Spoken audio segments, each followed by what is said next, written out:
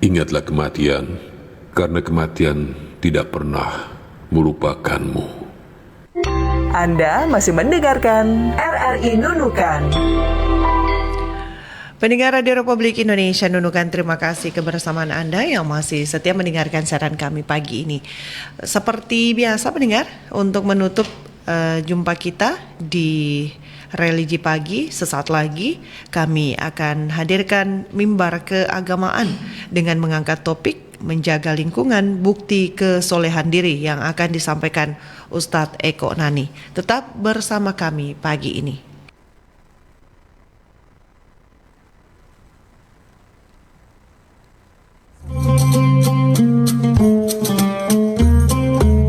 Anda masih bersama kami dalam Religi Pagi.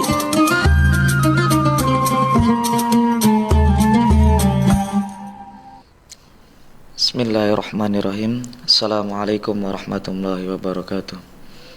Alhamdulillah, salatu wassalamu ala rasulillah wa ala alihi wa sahbihi mawala. Amma ba'du, la hamla wa la quwata illa billah. Kaum muslimin dan muslimat, para pendengar Radio Republik Indonesia yang insya Allah dimuliakan Allah Subhanahu wa ta'ala. Pertama-tama mari kita senantiasa bersyukur atas segala nikmat yang Allah berikan kepada kita. Mudah-mudahan kita bisa memanfaatkan segala kenikmatan yang Allah berikan itu dalam rangka taqarrub ilallah, senantiasa mendekatkan diri kepada Allah. Kita mengupayakan diri menjalankan segala perintahnya, menjauhi apa yang dilarangnya, sebagai wujud daripada nilai kesyukuran yang sebenarnya. Salawat dan salam tak lupa kita aturkan kepada junjungan kita Nabiullah Muhammad SAW wa ala alihi wa ashabihi ajma'in, dan semoga pula dilimpahkan kepada kita selaku pengikutnya yang istiqomah di jalannya, amin ya rabbal alamin. Para pendengar kaum muslimin dan muslimat yang dirahmati Allah Subhanahu wa ta'ala, salah satu kenikmatan yang patut kita syukuri adalah nikmat kesehatan. Nikmat kesehatan ini bisa kita peroleh baik secara personal dari diri kita pribadi, maupun karena memang kita menciptakan lingkungan yang baik yang menghadirkan kebaikan bagi diri kita sehingga kita dalam keadaan sehat. Misalnya diantaranya yang berkaitan dengan diri, kita berupaya agar menjaga diri kita dari mengkonsumsi atau memakan sesuatu yang menyebabkan diri kita menjadi sakit. Maka hal-hal itu kita perlu hindari. Dan yang mengetahui pola, kadar, dan apa yang ada dalam dirinya itu sebenarnya adalah yang bersangkutan.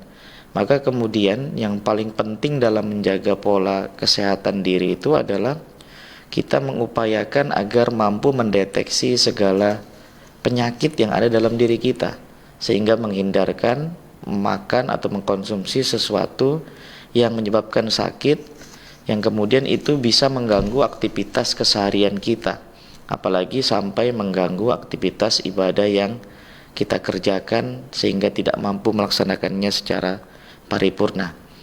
Hal-hal yang demikian inilah yang kemudian harus ada dalam diri kita sebagai orang yang beriman, mampu menjaga diri kita dari hal-hal yang dapat merusak tubuh kita. Para pendengar kaum muslimin dan muslimat yang dirahmati Allah Subhanahu wa ta'ala, maka ikhtiar itu menjadi penting. Usaha dalam upaya menghidupkan semangat dalam diri kita agar kita senantiasa hidup dengan pola kehidupan yang sehat. Di antaranya adalah olahraga dalam rangka untuk memenuhi kesehatan lahiriah. Kemudian termasuk di antaranya ya kita juga dituntut untuk menghadirkan kesehatan secara batiniah dengan beribadah, dengan zikir, dan sesuatu yang berkaitan dengan perintah-perintah Allah. Kehidupan yang seimbang antara lahiriah dan jasmania dan batinia inilah yang kemudian setidaknya bisa menghasilkan kehidupan kita yang secara paripurna, bisa melaksanakan apa-apa yang diperintahkan Allah Subhanahu wa ta'ala.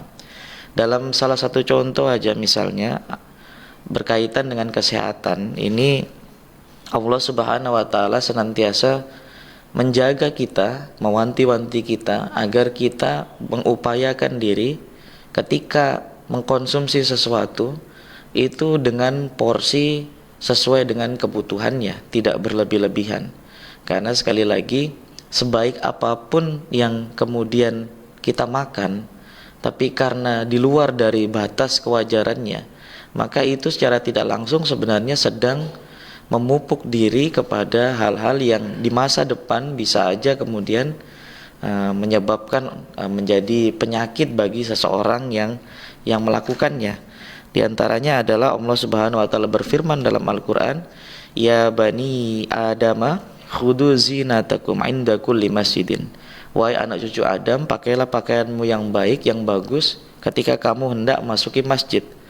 Wa kulu washrabu wa la tusrifu, dan makanlah serta minumlah dan jangan berlebih-lebihan. Innahu la yuhibbul musrifin. Sesungguhnya dia Allah tidak menyukai orang-orang yang berlebih-lebihan. Para pendengar kaum muslimin dan muslimat yang dirahmati Allah Subhanahu wa taala.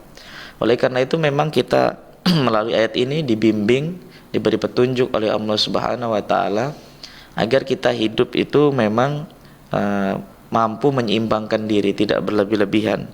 Karena yang berlebih-lebihan itu tidak baik. Di dalam hukum agama ini bisa menimbulkan hukum makruh. Bahkan kelebih-lebihan itu kalau berkaitan dengan diri, yang merusak diri atau larangan-larangan secara medis, kesehatan, maka dia masuk kategori sesuatu yang haram, karena memang akan menyebabkan kebinasaan bagi orang yang melakukannya. Para pendengar kaum muslimin dan muslimat yang dirahmati Allah Subhanahu wa taala, selain makan yang baik, pola makan yang baik, kita juga dituntut untuk bisa mampu menjaga pola istirahat kita dalam sehari-hari.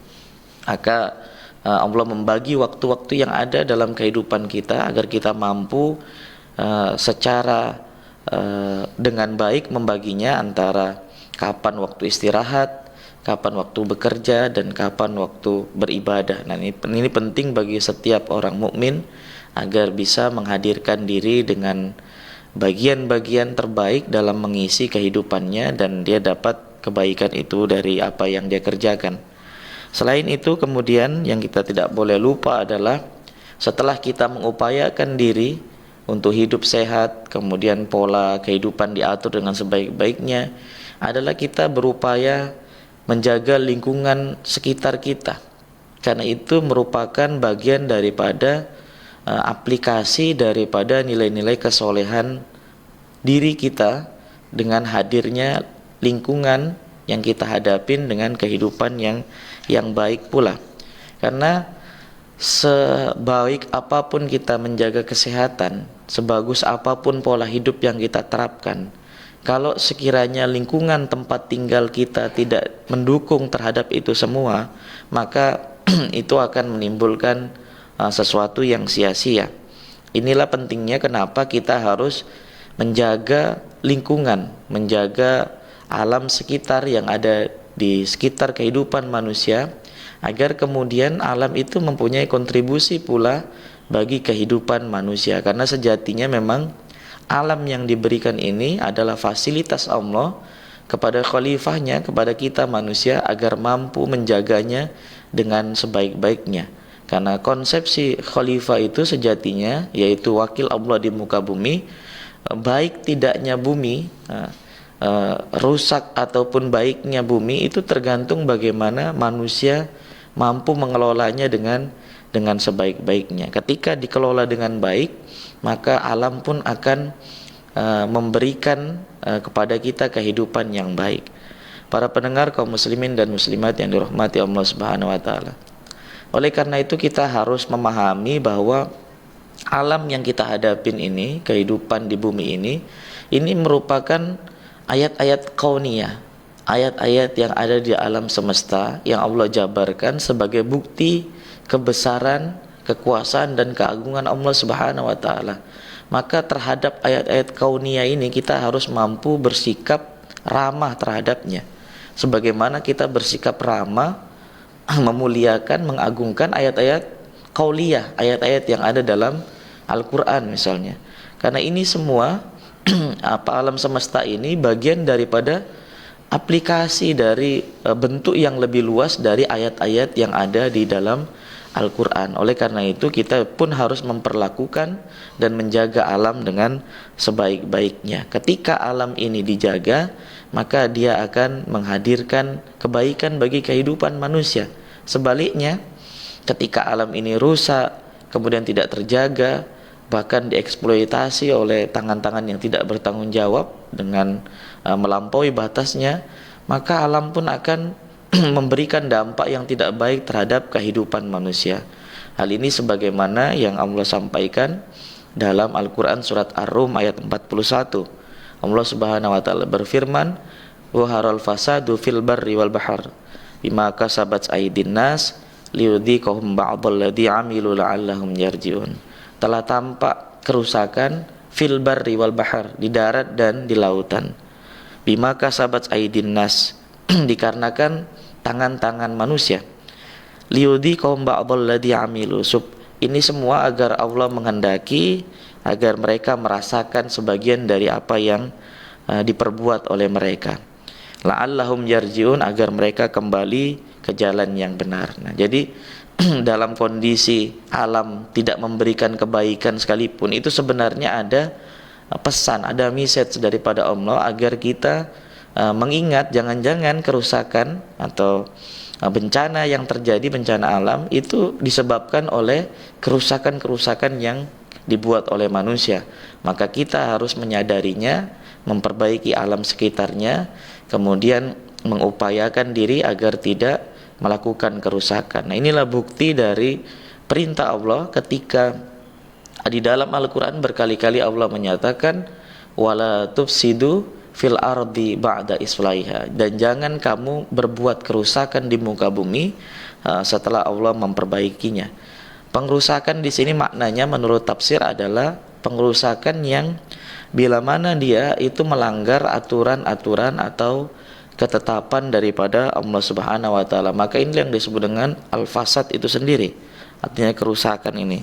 Kerusakan ini bisa banyak macamnya, pencemaran lingkungan misalnya, atau penghancuran alam sehingga tidak bisa dimanfaatkan bagi kehidupan manusia, dan keburukan-keburukan yang lainnya, termasuk ketika perkembangan teknologi informasi, teknologi yang berkembang yang diciptakan manusia, tapi kemudian tidak memperhatikan AMDAL misalnya, berkaitan dengan dampak lingkungan yang ada, maka secara tidak langsung sebenarnya ini menjadi investasi keburukan bagi manusia di kehidupannya di masa yang akan datang. Para pendengar kaum muslimin dan muslimat yang dirahmati Allah Subhanahu wa taala, maka perilaku orang yang beriman itu bisa dilihat dari mana dia menghasilkan nilai-nilai keamanan. Orang yang beriman itu pasti perilakunya menjadi aman. Aman dalam arti ketika dia berkaitan dengan Allah dia menjadi baik, hablum minallah. Ketika berhadapan dengan manusia pun senantiasa menghasilkan keamanan, yaitu hablum minannas, termasuk hablum minal alam. Kepada alam sekitar pun dia menghasilkan satu perbaikan, nilai-nilai aman bagi lingkungannya. Orang yang beriman kemudian perilakunya ditunjukkan dengan nilai-nilai keamanan, maka doanya menjadi amin, doa yang senantiasa dikabulkan oleh Allah Subhanahu wa taala. Dan dampak dari kehidupannya adalah kehidupan yang maslahat, karena dia mampu menjaga dirinya, menjaga kesehatan lahir batinnya, termasuk menjaga lingkungannya, sehingga kemudian semuanya menjadi baik secara personal dirinya maupun alam lingkungannya pun memberikan kebaikan dirinya. Para pendengar kaum muslimin dan muslimat yang dirahmati Allah Subhanahu wa taala, fungsi khalifah, ya, kita sebagai manusia khalifah di muka bumi adalah harus mengikuti aturan-aturan yang telah ditetapkan oleh Allah Subhanahu wa taala. Paling tidak kita harus punya visi misi ke depan bahwa sebagai penjaga bumi ini tidak hanya untuk kepentingan ego kita pribadi, tapi kita juga harus mempersiapkan di masa depan terkait dengan anak cucu kita agar bisa menikmati bumi alam yang terbaik, yang kemudian itu bisa layak untuk kehidupan mereka. Dan perlu kita ketahui bahwa di dalam Al-Quran sendiri kalimat bumi itu diulang oleh Allah sebanyak kata bumi itu 453 kali. Jauh lebih banyak ketika Allah menyebutkan kata langit ataupun surga sebanyak 320 kali. Ini menandakan bahwa bumi sebagai tempat tinggal manusia memiliki peran penting, apalagi di dalamnya Allah hamparkan sebagai bagian daripada kehidupan kita agar senantiasa bersujud menyembah kepada Allah Subhanahu wa taala, menghambakan diri kepada Allah dengan segala fasilitas yang ada. Oleh karena itu Rasul pernah memberikan sabdanya, menyatakan wa ju'ilatil ardu masjidan wa tahuran. Bumi diciptakan untukku sebagai masjid, maksudnya sebagai menyembah, tempat menyembah kepada Allah, dan sebagai alat untuk bersuci. Artinya debunya saja itu bumi itu bisa menjadi alat untuk bersuci manakala memang tidak kita temukan air. Rawahu Abu Daud wa Ibnu Majah an Abi Hurairah. Para pendengar kaum muslimin dan muslimat yang dirahmati Allah Subhanahu wa taala, oleh karena itu mari kita menghadirkan nilai-nilai kecintaan kita, kecintaan kepada Allah, kecintaan kepada sesamanya, termasuk kecintaan kepada alam. Kita perbaiki diri kita, sekaligus kita senantiasa menjaga perbaikan-perbaikan lingkungan kita, sehingga kemudian hadirlah kehidupan yang baik, kemudian alam bersahabat dengan kehidupan manusia. Dimulai dari hal-hal yang kecil dan dari diri kita sendiri. Kita membuang sampah pada tempatnya, kemudian menjaga kebersihan lingkungan ya, dengan sanitasinya diperhatikan dan sebagainya. Ini semua adalah bagian dari upaya kita membuktikan ketika kita menjaga lingkungan, senantiasa memperhatikan kebersihannya, itu menunjukkan bahwa kita menghadirkan kesolehan diri kita pada aspek-aspek ranah publik, yang itu semua bagian dari upaya kita menghadirkan nilai-nilai keimanan dalam aspek apapun.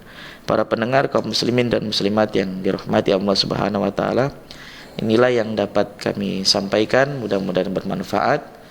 Semoga kita senantiasa bisa memperbaiki lingkungan yang ada di sekitar kita, menjaganya, kemudian mudah-mudahan dengan itu semua menjadi ikhtiar kita dalam rangka lingkungan alam sekitar menjadikan kebaikan bagi kehidupan kita sekalian. Wallahu a'lam bishawab. Hadana wa iyyakum ajma'in ihdinas siratal mustaqim. Wallahul muwaffiq ila aqwamit thoriq. Assalamualaikum warahmatullahi wabarakatuh.